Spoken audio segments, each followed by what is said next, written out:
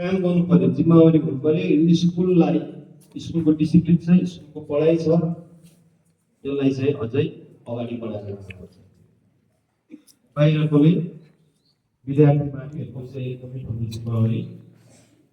आज यो शपथ टेकिङ हुँदैछ, हामी ब्याच पनि प्रदान गर्दैछौँ। विशेष आजको यो हामीले तिमीलाई लास्ट फ्राइडे नै हामी भनेका थियौँ कि मन्डे चाहिँ हामी स्कुलको एसेम्ब्लीमा फर्स्ट पिरियडलाई मासेर हामी कप्तानको हैसियतमा, उपकप्तानको हैसियतमा, कक्षा प्रमुखको हैसियतमा तथा एक असल विद्यार्थीको हैसियतमा आज यस पवित्र अवसरमा सम्पूर्ण गुरुजन तथा विद्यालय हिस्सा बनाउनेछु।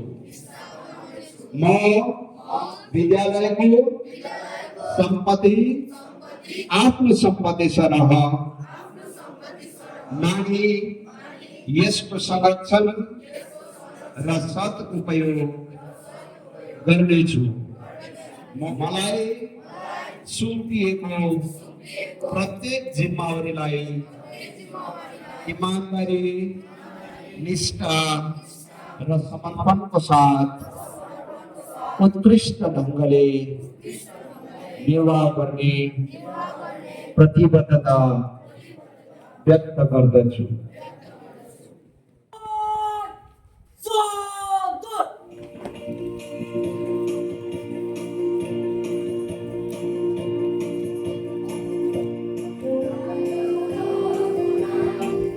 Yeah.